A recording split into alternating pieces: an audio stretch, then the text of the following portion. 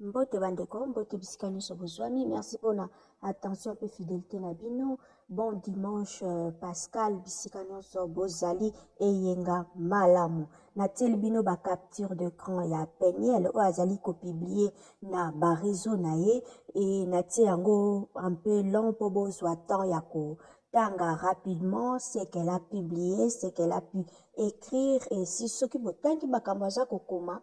En tout cas, beaucoup se rendre compte que Aza vraiment en plein délire.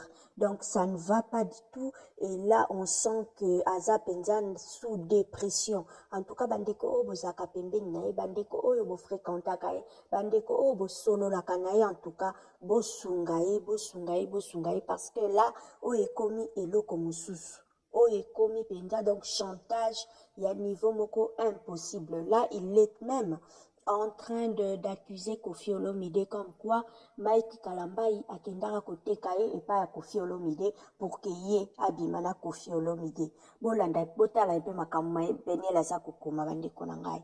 Akomi lisusu alobi ete Mike objectif ne ezalaki atekaka ye pa mibali comme ça ye azwaka mbongo et comme ye abandai koboya Mike ye moko akendaka epa ya bamibali wana pour que bamibali wana bakouche na ye. Donc botala niveau oyo azo salir pa oyo azali papa ya bana na yo oyo lobi to lobi kuna bana na yo bakotuna ka obe explication ya ba makambo oyo nyonso eza koleka na réseaux sociaux. Donc ndeko na biso ya mwasi aza na eta moko ya malamu te ba oyo bakourageaka ye ba oyo soutenaka ye bosunga ye pe psychologiquement parce que là ce qu'elle est en train d'écrire là non ce n'est pas du tout normal et ça normal ata mukete ça prouve que aza vraiment que souffrir makasi et o ezosenga assistance ezosenga accompagnement moko psychologique ya makasi et bino bandeko o bozaka wana kaka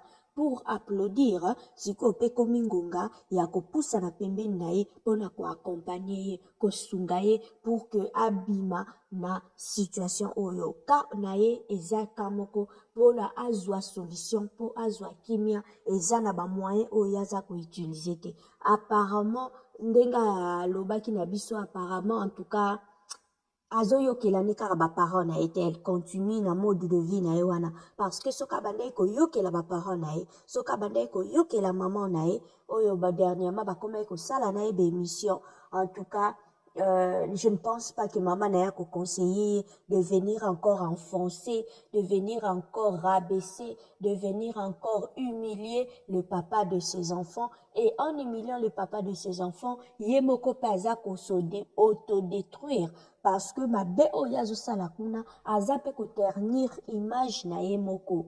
Je ne vois pas quelle belle famille na moya lelo bakozala fière to bakondima à bras ouverts mwana na bango aya ko présenter bango une fiancée lokola na nature ya Peniel bakolinga te parce que lobi pe mwana bango ko risquer azala victime ya oyo Mike aza ko subir lelo. Je ne dis pas que Mike a été sans boyebi position nga sur ça. Mike a sa part de responsabilité dans cette histoire. Dengena lobaka yango toujours sa famille aussi a sa part de responsabilité. Ba responsabilité na makamba Peniel les a vraiment à tous les niveaux bisope communauté toza na part et à responsabilité na makambu oyo parce que bisonde to créa ki ba team bisonde to créa ki ba groupe de soutien bisonde mutu to matisa ki likambo likolo et réseaux sociaux pe et même kanango penza solution pe na ba makambu te soki makambu ya 10 na réseaux sociaux